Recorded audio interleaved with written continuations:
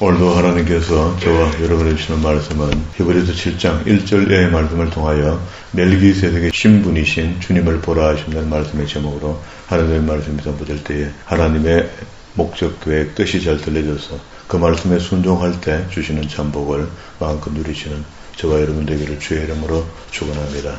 히브리서 성경은 개신교에 왔다가 다시 유대교로 돌아가는 사람들에게 유대인들의 의식 속에 들어있는 구약의 요소들을 그리스도로 대비해서 그리스도가 훨씬 더 우월하다 하는데, 유대인들 의식 속에 들어있었던 선지자, 천사, 모세, 멜기세덱, 성소, 제물, 하나님께 드리는 제물, 이런 거 말이죠. 이런 의식들이 들어있거든요. 그런 것들을 단숨에 그리스도께서 제물이 되어주신 거 아니가. 그게 제일 꼭지에 있는 것이 하나님께 제물 드리는 거거든요. 인간이 할 수 있던 것 중에 하나님 앞에 뭘 할 수 있는 것이 하나님께 드리는 제사 속에서 사람이 가져온 제물이죠.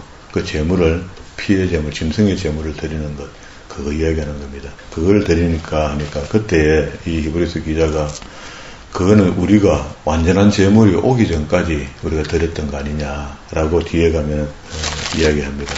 그렇게 그걸 언약해 주신 분이 하나님 아니가. 그래서 에레미야 31장, 에스겔 36장에서 새 언약을 약속하신 거 아니냐. 그래서 새 언약의 당사자인 예수 그리스도께서 오셔서 단번에 제물을 대신해 준 거 아니냐. 이렇게 해서 이제 이야기가 쭉 이어지는데요. 오늘은 우리 지난 시간에 성경의 구조가 그렇습니다. 5장 말미에 가면은요, 10절에 가면은 멜기세덱의 반차를 주는 대제사장이라 칭하심을 받느니라. 멜기세덱에 관하여는 우리가 할 말이 많으나 너희가 듣는 것이 두나무로 해석하기가 어렵다 했지만, 오늘 이것도 우리 본문의 말씀을 보니까 2절 중간에 그 이름을 번역한 적 첫째는 의의 왕이요 둘째는 살렘 왕이요 곧 평강의 왕이요.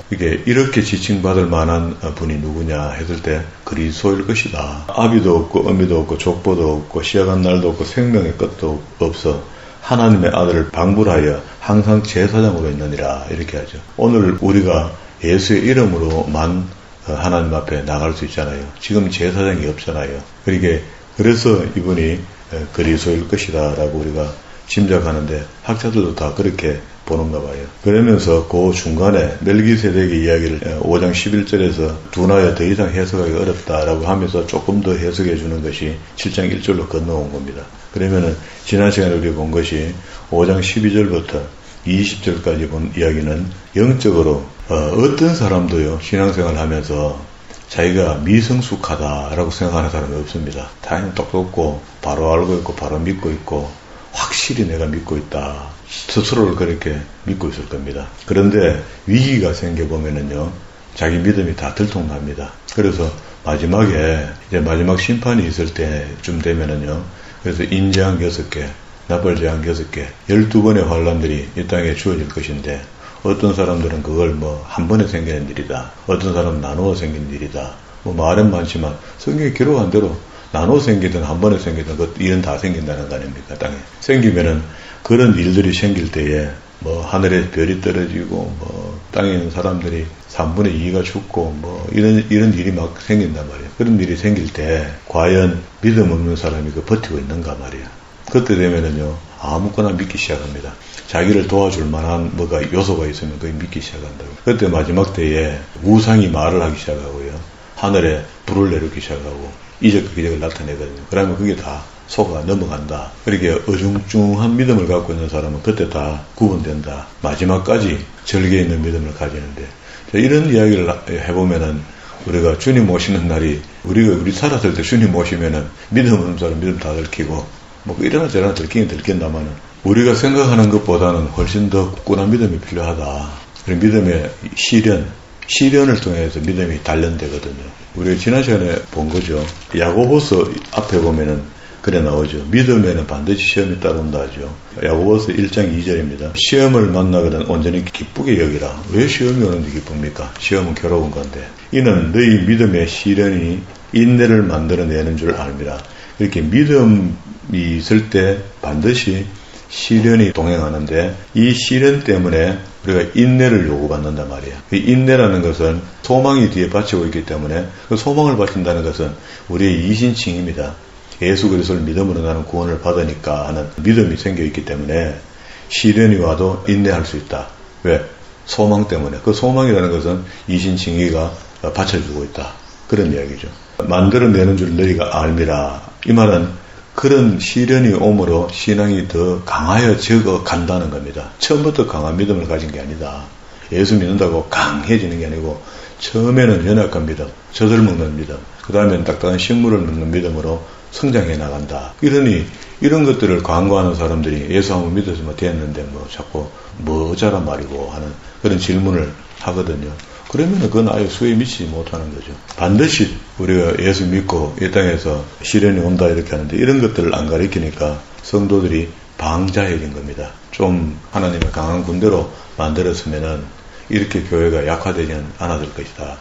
주님 오시는 날이 조금 더 연장될 수 아니겠습니까? 이제 이래저래 안 되니까 주님께서 공생애 때 말씀하신 대로 내가 올 때 반드시 교회부터 오니까 하나님 백성 찾으려니까 교회에 올 때 교회 안에 믿음 있는 자를 보겠느냐. 못 본단 말이죠. 못 본다는 것은 없다는 말이거든요. 하나도 없다는 이야기입니다. 끝에 가면. 그런 연약한 믿음으로 이제 이렇게 지난 시간에 이야기했습니다. 그리고 7장으로 다시 돌아왔습니다. 이제 오늘 이것도 본문의 말에서 멜기세덱 이야기를 이렇게 했고요. 4절에 이 사람의 어떻게 높은 것을 생각하라. 조상 아브라함이 노량물 중에 그러면 이제 여기 멜기세덱이라고 표현하고 있는 이 사람 말입니다. 노량물 중에 좋은 것으로 10분의 1을 저에게 주었느니라. 이 아브라함이 그랬다는 말이죠. 레위의 아들들 가운데서 제사장의 직분을 받는 자들이 율법을 쫓아 아브라함의 허리에서 난 자라도 자기 형제인 백성에게 10분의 1을 취하라는 명령을 가졌으나 레위 족보에 들지 않은 멜기세덱은 아브라함에게 10분의 1을 취하고 그 약속을 얻은 자를 위하여 복을 빌었나니 폐일은 하고 낮은 자가 높은 자에게 복을 비느니라. 결론은 이렇게 내렸습니다. 그러면은 멜기세덱의 신분이 어떤 신분이냐 했을 때 1절부터 3절까지 읽어보니까 예수님 같다라고 생각이 드는데 다시 그 멜기세덱에게 아브라함이 11조를 드렸다는 거잖아요. 11조라는 법도 없을 때. 그리고 난 뒤에 아브라함의 허리에 난 자라도 하면서 이게 아브라함 후손 중에 누군가가 레위가 되어서 다시 그들이 하나님께 또 11조를 드리게 된다는 겁니다. 그리고 6절에 레위 족보에 들지 아니하는 멜기세덱은 아브라함에게 10분의 1을 드렸는데 이런 관계를 봤을 때 폐일은하고 낮은 자가 높은 자한테 뭘 드리는 게 맞다. 그렇게 7절에 이야기했습니다. 8절에는요, 또, 여기는 죽을 자들이 10분의 1을 받으나, 자, 그러면은 이 예물을 받는 사람이 제사장이 중간에서 받아서 하는 게 드리는 거잖아요. 그 받는 사람들은 그 일을 행하는 사람들은 다 죽을 사람이죠. 저는 산다고 증거를 얻은 자가 받느니라. 또한 10분의 1을 받는 레위도 아브라함으로 말미암아 10분의 1을 바쳤다 할 수 있나니, 이는 멜기세덱이 아브라함을 만날 때에는 레위는 아직 자기 조상의 허리에 있었습니다. 이렇게 이야기하는데요. 여기에서 우리가 11조의 논쟁을 이런 말씀을 바르게 알면은요, 다 불식시킬 수 있습니다. 이런 걸 잘 모르니까 구약에서만 하는 이야기다. 율법이 이야기하는 거다. 이렇게 이야기하는데 율법이 나오기 전에 아브라함이 멜기세덱에게 10분의 1을 드렸단 말이에요. 그리고 난 뒤에 이 이야기를 하면서 레위는 그때까지 아직 어디 있어요? 허리에 있다 하는 말이 이 원어를 직역하고 유대인의 관점에서 보면은요, 그게 전중, 뱃속에 있었다 이런 말이거든요. 다시 이야기하면 어머니 뱃속에 있었다. 우리가 태어나기 전에는 우리 조상의 씨가 내려와서 내가 만들어진 거잖아요. 결국 우리 할아버지 이렇게 올라가면은 그 할아버지가 임진왜란 때 누가 한 사람 죽었으면 내가 없잖아요.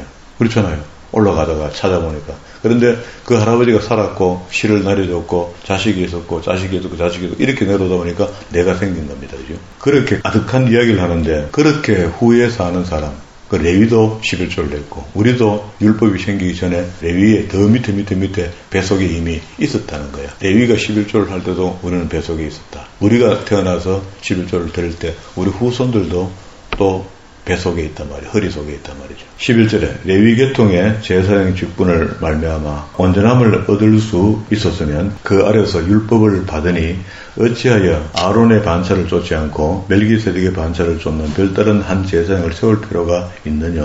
제사장의 직분이 변한즉 율법도 반드시 변해가리니. 그러기에 구약에서 신약으로 넘어오면서 많은 요소들이 변경이 되는 것들이 있는데 그 요소 중에 제사법이 바뀐 거죠. 예수님께서 오시면서 새 언약으로 우리를 율법을 복음으로 해석해 줄 때 제사 이야기 한 적 없습니다. 제사는 나로, 그러니까 십자가에 못 박혀 돌아가시는 날 성소의 휘장이 위에서 아래로 갈라진 것, 이 사건을 통해서 거룩한 지성소에 대제사장이 1년에 한 번 들어갈 수 있는 그 권한이 없어져 버린 거죠. 예수 그리스도가 자신이 제물이 되어서 어떠한 사람인지 예수 그리스도를 믿는 사람이 예수의 이름이라는 제물을 가지고 하나님 앞에 독대할 수 있도록 바뀐 겁니다. 그게 법이 바뀌었다는 거예요. 다른 거는 그대로 있습니다. 법이. 위생법, 도덕법 이런 것들은 지금이나 그때나 여전히 필요한 것들이거든요. 그래서 제사의 직분이 번역한 적 율법도 반드시 번역하리니 이것은 한 사람도 제단 일을 받들지 않는 다른 지파에 속한 자를 가리켜 말한 것이라. 자, 이게 무슨 말입니까? 이것은 이렇게 바뀐 사람 중에 이야기를 하면서 한 사람도 제단을 받들지 않는 다른 지파에 속한 자를 가리켜 말하는 것이다. 어느 날 레위가 새로 만들어졌다는 겁니다. 그러니까 레위 지파라는 것은요 12가족하고는 다릅니다. 원래는 레위가 있었는데 레위가 없어져 버리고 다시 하나님께서 첫 것은 다 내 것이라 이렇게 했고 생명의 첫 것, 그렇게 어떤 집안에서 나오는 출발하는 잉태되는 아이의 첫 아이를 하나님은 주장하시는 겁니다. 그래서 이거는 어디서부터 출발하냐면요 애굽에서 출애굽할 때 그날 장자의 죽음을 면케해 줬거든요. 그래서 그 집에 있는 첫것, 장자는 내 것인데 사람뿐만 아니고 모든 첫것은 다 내 것이라는 겁니다. 하나님은 그걸 그렇다고 해서 매일 갔다 어디가 뒤에 가서 신약에서도 또 내 것이다, 또 내 것이다 이렇게 안 하셔서 그런데 한번 그렇게 한 것이 우리가 알아서 첫것은 다 하나님의 것이라고 하나님 주장을 인정하고 드려야 되는 게 맞죠. 그런데 이걸 갖다가 믿음이 생겨서 우리가 첫것을 드릴 게 많은데 이런 것들을 하면 좋죠. 얼마나 그 의미가 있는지 모릅니다. 그러나 레위의 첫것을 드리는 것은 예수님이 장자이기 때문에 난지 8일 만에 할례를 받으러 성소에 들어가서 그때에 성소에 드리는 겁니다. 드리면은 성소에서 대책 없이 받아갖고 전부 다 성소에서 보관할 수 없잖아요. 첫 아이를. 그러니까 어지간하면 다 돌려줘요. 돌려주는데 그냥 돌려주는 것이 아니고 성소에 사용하는 지표를 주고 사서 가야 됩니다. 그래야지 온전히 그 가정의 장자가 되는 거죠. 하나님의 것을 사서 간다 그런 의미입니다. 이게 이제 민수기에 보면은요 1장에 보면은 인구조사를 하잖아요. 1장에 인구조사하고 26장에 가서 인구조사를 하면서 민수교회 훈련을 끝내는데 결과는 별로 좋지 않았습니다. 그죠? 그런데 여기 보면은 첫 번째 계수할 때 1장 46절에 보면 계수함을 입은 자가 총 603,550명이었더라 하고 뒤에 47절에 오직 레위인은 그 조상의 지파대로 그 계수에 들지 아니했다 하죠. 레위 지파가 따로 계수되는 겁니다. 이건 따로 취급을 해요. 그러면 레위인은 그 야곱의 아들 레위의 아들로서 레위 지파가 아니고요. 또 다른 레위 지파를 만들어서 제사하는 일을 돕도록 성소의 일을 감당할 수 있도록 하는데 뒤에 3장에 가면은요. 3장 11절에 여호와께서 모세에게 일러 가라사대 보라 내가 이스라엘 자손 중에 레위인을 택하여 이스라엘 자손 중에 모든 첫 해에 처음 난 자를 대신께 하였은즉 레위인은 내 것이라. 그러면 성소에 일하는 모든 레위인에 대해서 하나님께서 특별히 생각하는 게 있죠. 그리고 또 하나님의 백성의 가정에서는 첫 번째 나는 아이를 하나님께 드려야 되는 의무가 생긴 겁니다. 아이뿐만 아니고 모든 첫것은 다 하나님의 것이라는 의식이 있을 때 하나님을 경외하는 마음이 그런 마음 아니겠어요? 두려워한다.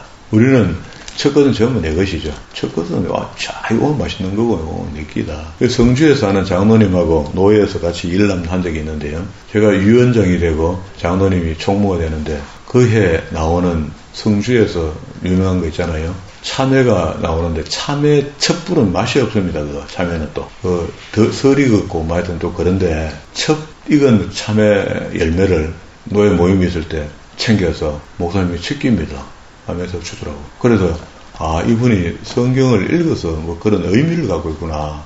첫것을 드린다는 게. 그래서 내가 마음이 찡하더라고요. 요새 그런 믿음을 가진 그 장로님들이 잘 없잖아요. 그러면서 처음 난 자는 다 내 것임이라. 이거 보세요. 13절에 보세요. 애굽 땅에서 그 처음 난 자를 다 죽었던 날에 이스라엘의 처음 난 자를 사람이나 짐승이나 다 거룩히 구별하였음이니 그들이 내 것이 될 것임이라. 나는 여호와라. 그리고 뒤에 계속 나옵니다. 여호와께서 시내 광야에서 모세에게 일렀으되 레위 자손을 그들의 종족과 가족을 따라 계수하라 하되 1개월 이상 남자를 다 계수하라 하고 특별히 따로 취급을 해줘요. 레위를. 그럼 이거는 어느 지파에 속했든지 12지파 안에 있던 사람들 중에 첫 것을 드렸고, 그러면 성전에서는 그걸 골라서 튼실한 사람을 하나님의 일꾼으로 삼을 거 아닙니까? 그러면 삼으면 레위가 되는 겁니다. 그때부터. 일정 나이까지. 나이도 아직 하나님 다 정해줘요.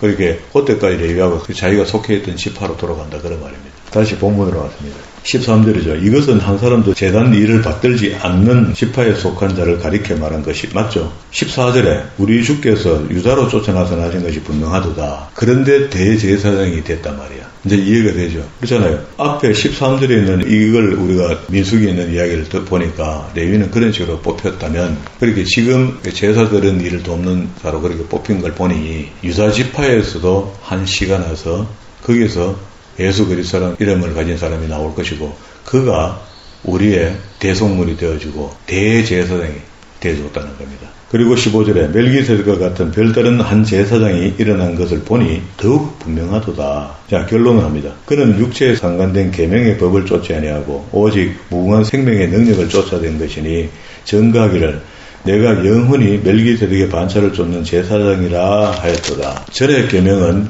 연약하여 무익함으로 패하고, 익한다고 해서 또 구약이 없어졌다 이렇게 이야기하면 안 되고, 여기서 지금 이야기하는 주제가 뭡니까? 제사에 대한 문제잖아요. 제사장에 대한 문제거든요. 그럼 제사법은 레위기 1장부터 5대 제사법을 설명해주고, 그리고 새 언약의 중보이신 그리스도께서 오셔서 영원한 대제사장이 되어줘 버렸잖아요. 자기를 희생물로 드려서. 그렇게 했으니까 구약의 제사법이 신약에서 연속되지는 않는다는 겁니다. 그게 폐하해졌다는 거예요.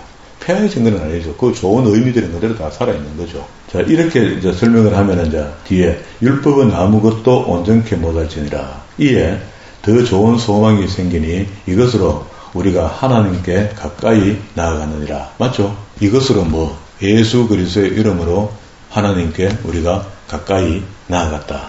20절. 또 예수께서 제사장 된 것은 맹세 없이 된 것이 아니니 이 된 의미를 설명합니다. 저희는 맹세 없이 제사장이 되었다. 저희는 누구? 레위들. 아론의 후손들도 뭐 맹세하는 일이 있나요? 그냥 그 아들이니까 그냥 제사장이 된 거고, 레위도 자기가 첫째 나고 싶어 났나?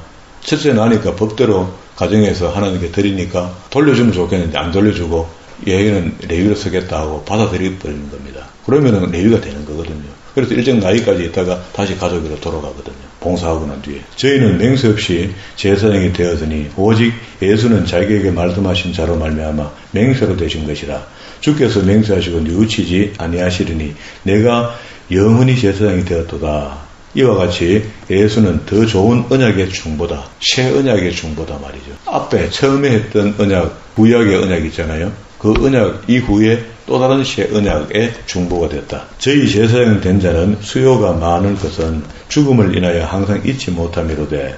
그렇죠? 제사장이 계속해서 발탁되고 또 퇴직하고 나가고 죽고 또 다시 새로운 사람들이 오고 이렇잖아. 예수는 영원히 계심으로 그 제사 직분도 갈리지 않는다. 그게 신약 초기부터 그리스도께서 십자가에 못 박히시는 순간에 성소의 휘장이 갈라졌고, 그 예수의 피로만이 이제 하나님을 독대할 수 있는 조건이 우리한테 생긴 겁니다. 그래서 이것이 변질되고 다음 또 희생물이 필요한 그런 게 아니다. 25절. 그러므로 자기를 힘입어 하나님께 나아가는 자들은 온전히 구원하실 수 있으니, 그게 우리를 이거 믿는 거죠. 우리를 구원하여 주실 것으로 믿고 예수 그리스도의 이름으로 하나님께 나아가는 거죠. 이는 그가 항상 살아서 저희를 위하여 간구하심이라. 지금도 하나님 우편에서 우리 예수 믿는 사람들을 위하여 중보하고 계신다. 26절. 이러한 대제사장은 우리에게 합당하니 거룩하고 악이 없고 두려움이 없고 죄인에게서 떠나 계시고 하늘보다 높이 되신 자라. 저 대제사장들이 먼저 자기의 죄를 저가하는 말은 그 당시에 대제사장 말이야. 예수님 당시에 대제사장. 그리고 또 여기 지금 유대교로 돌아가는 사람들이 개신교를 버리고 돌아가는데, 그럼 이 말은 다시 하면 예수 그리스도의 영원한 제사장인 대제사장인 예수 그리스도를 버리고 도망간다, 그런 말입니다. 대제사장이 먼저 자기의 죄를 위하고 다음에 백성의 죄를 위하여 날마다 제사를 드린 것 같이 할 필요가 없으니 이는 저가 단번에 자기를 드려 이루었습니다. 그게 저가 누구? 예수님이. 그러니까 너희는 지금 때가 되면 죽을 수밖에 없는 대제사장을 믿고 하나님께 돌아간다고 그래 가지만 네가 버린 건 누군 줄 아나? 영원한 대제사장 예수다. 네 예수를 버렸다는 것은 영원한 대제사장을 버린 거다. 28절 율법은 약점을 가진 사람들을 제사장으로 세웠거니와 율법 후에 하신 맹세의 말씀은 영원히 온전케 되신 아들을 세우신 것이다. 이렇게 정리되면 이제 율법이 폐했다, 율법이 마쳤다 하는 이런 이야기들을 다 그만둬야 되죠. 그렇게 하면 안 됩니다. 아무리 이걸 설명해도 우리한테 너무 머릿속에 고질적으로 그게 들어있어서 그게 잘 벗겨지지도 않고 지워지지도 않아요. 그렇게 이러니까 이게 구원이 쉽지는 않잖아요. 구원은 예수 믿습니다 하면 이거 너무너무 쉬운 건데 결국 바로 믿는 것도 만만치 않습니다. 그게 성경적으로 바로 배워서 바로 믿어야 되는데 우리는 예수 그리스도를 믿는 데 대한 전혀 어려움이 없어서 이런 글이 생소하지만 예수 그리스도가 잘 안 믿어지는 사람들한테는 이게 이제 심각한 거야. 안 믿어지는 사람이 유대교로 지금 도망가고 있잖아요. 배교하고 있잖아요. 다시 배교하고 유대교로 돌아가면 대제사장을 만나잖아요. 너희가 찾아갔던 대제사장은 아무것도 아니다는 것을 영원한 대제사장을 버리고 단명하는 대제사장을 찾아간 거 아니냐. 그리고 시대가 이렇게 구약과 신약에서 바뀐 거다 하고 8장에 가면 이제 새 언약이 이렇게 주어진 거 아니냐 이렇게 설명하거든요. 이 정도를 읽고 이해한다는 것은 쉽지 않은 일인 것 같아요. 그렇다고 본다면은 우리가 이해하고 우리가 이거 이렇게 믿습니다 하고 이렇게 할 수는 없는 겁니다. 이렇게 하게 도와주시는 분이 계시는데 그가 그리스도께서 우리에게 소개하신 보혜사 성령이고 그는 또 다른 말로 진리의 성령이 되는 겁니다. 진리의 영이 우리에게 임하여 계시기 때문에 로마서 8장 4절에 우리가 알고 있는 모든 구약의 성경의 말씀, 율법을 배워서 다 어떻게 지키노 이렇게 할 때 성령께서 우리를 도와주심으로 이제는 준수할 수 있도록 우리를 인도하신다는 겁니다.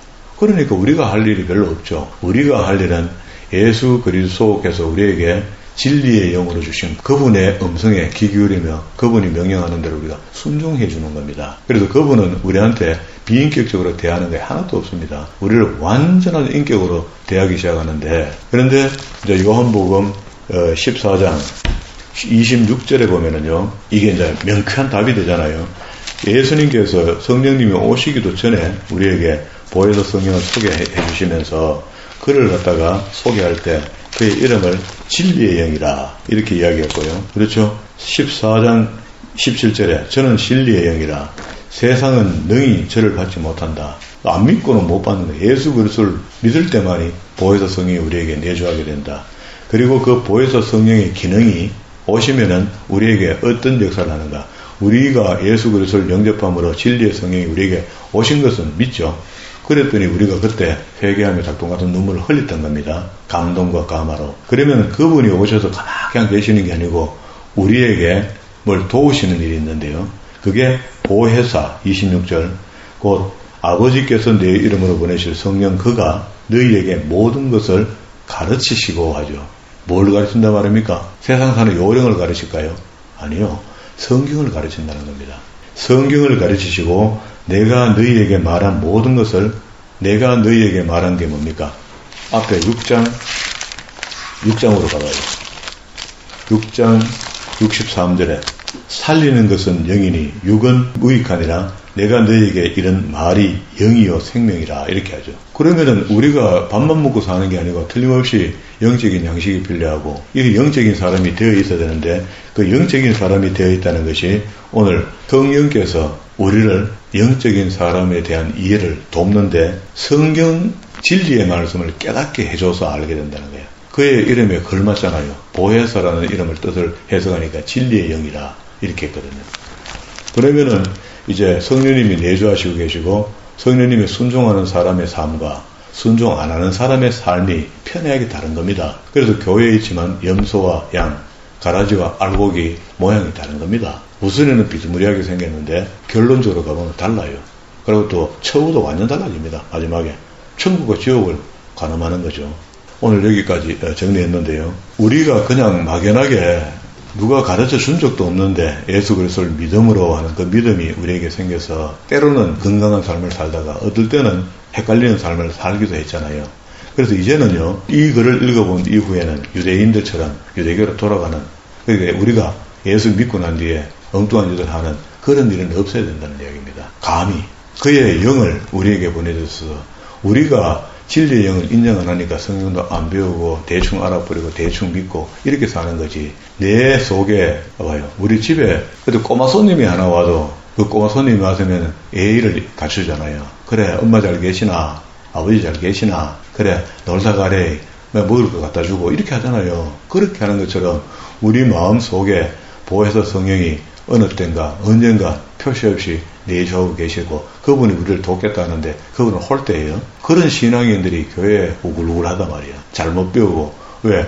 그분의 목적은 진리를 깨닫게 해주려고 왔고 진리를 깨닫는 사람은 다 가진 게 되는 겁니다. 그런데도 불구하고 교회에 올 때에 잘 먹고 잘 사는데 포커스를 맞추고 목사는 교회 부흥에 대해서 포커스를 맞추고 주님이 부흥식이라 한 적이 없습니다. 내 백성들을 나를 믿는 사람으로 가르쳐주라. 그게 주님의 뜻 아닙니까? 구원받은 사람이니까 그에게 오늘처럼 보혜사 성령이 어떻게 너희를 돕는지 가르쳐주라는 겁니다. 뭘로? 성경으로. 이거 외에 없어요. 교회 안에 들어와서 잘 먹고 잘 산다는 것은 어느 때인가 번영신학이 들어와서 교회에 오면은 잘 돼야 된다라고 이야기하는데 이유가 하나님 말씀대로 살면 하나님께서 복 주신다 했기 때문에 그렇다는 거라. 그거는 옵션으로 오는 것이고 원래 원 목적은 우리가 보혜사 성령의 도우심을 통하여 하나님을 알아가는 겁니다. 그러면 하나님을 알아가는데 하나님의 원뜻이 우리가 이 땅에서 잘 먹고 잘 사는 게 원뜻입니까? 그게 아니죠. 구원받는 게 원뜻이죠. 그러면 구원받는 사람이 되었다는 것은요, 이 땅에서 하나님 주시는 기업이